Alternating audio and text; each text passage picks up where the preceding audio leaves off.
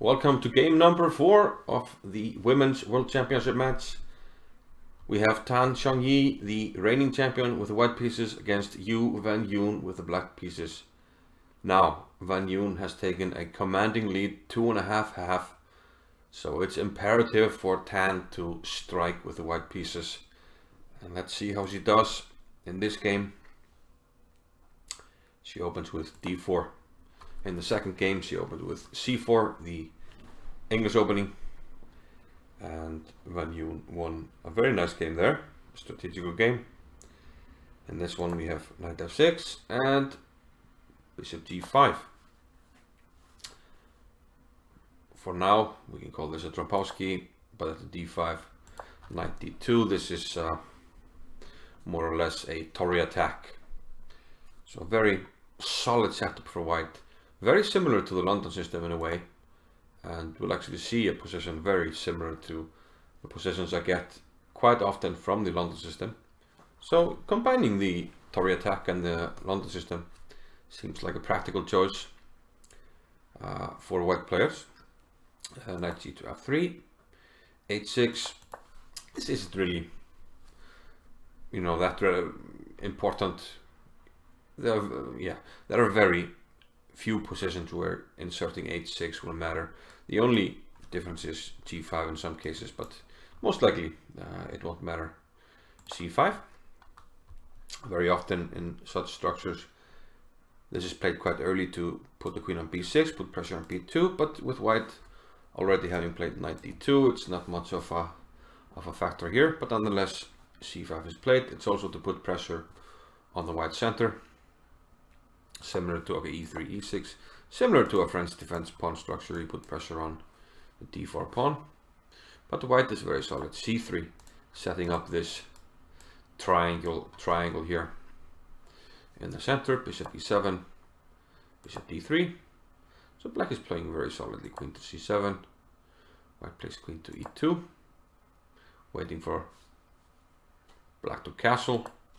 But okay, white is castling kingside here in almost all cases. I know my friend who's an IM likes to castle queenside in these positions and then just, you know, throw everything at black, but not yet in this one at least. Okay, b6. And now an interesting decision. Okay, you could play a move like bishop g3 and we have something that could have, you know, we could have arrived from a London system. But Tan Zhongyi, she took an f6 here. Okay, giving up the bishop here, but interesting decision. The idea is if knight takes f6, which was played in the game. Let's first actually look at bishop takes, which wasn't played. Then you can play a move like probably e4 at some point. And the idea is, okay, now we're probably getting an e5. And the idea is you can't take on e4 because queen takes, and with the rook being hit, you have to deal with the mate threat as well. So that could be a big issue. Note, however, though, that, you know, it's not all that easy because the queen can be trapped here, but we get a pawn for the queen as well. So this is probably just good for white. Okay, but in the game, Ju Wenjun took with the knight. And now knight d5. So the idea, main idea of bishop takes f6 with this move, and then f4, setting up a Stonewall formation. That's what we call this. Usually, you can see this from the black side, f5, e6, d5, and white sometimes plays like this, starts with 1 d4, e3, bishop d3, and then at some point f4. But when you do that, you often end up with bishop on c1 that is hemmed behind your pawns. But here white has gotten this bishop already out of the pawn chain, so this must be a very good version of the Stonewall. And the plan is simple for white. He will try to attack on the queen side, king side. Okay, rook a to d1. Okay, keeping an eye on the knight on d2 so you can move the queen towards the battlefield. Bishop to d6, queen to g4, f5. Okay, queen h3. Black is now also very solid in the center, and things are probably around equal here. Ju Wenjun took on e5, takes e5, queen e7, and queen h5. We see some prophylaxis here by black, king h7, actually just taking the g6 square away from the queen. The queen goes back to e2, rook a to c8,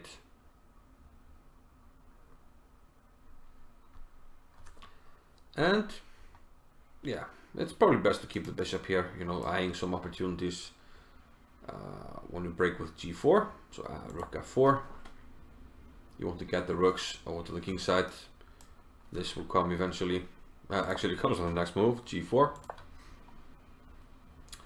And you can't take because of the issues on the diagonal.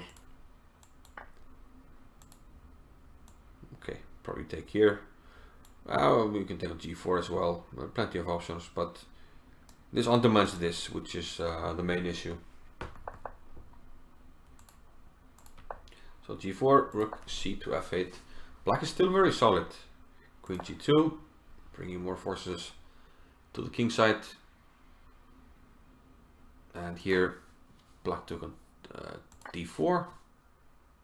Not sure what that does. Okay, it gives some extra options of maybe bringing the queen over here, although it doesn't seem very relevant. But now, seemingly a mistake from Ju Wenjun. She should have just stayed solid, maybe a move like g6, and it seems like you should be able to, you know, withhold the pressure. But knight takes d2, rook takes d2, and now this becomes a very good piece under pressure on f5.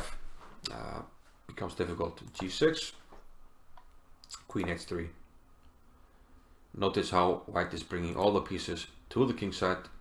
Rook g2. So the rooks are nicely placed, the queen, the bishop, some pressure with the pawn. It's difficult for black. And g5 opens up too many things. A panic move. Probably.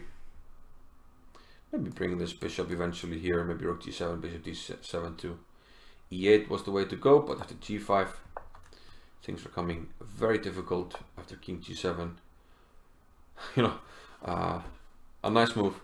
Do you remember the third game? The key move, the same move here, queen h5.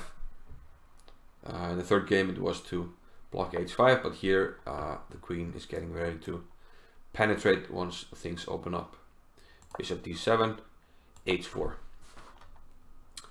And black is not in time for anything like this to trap the queen. She took on g4, but it's hard to suggest a move. I mean, we're threatening to take, then take here. And the white pieces just work wonderful together. F takes g4 is played, but this of course allows queen to g6.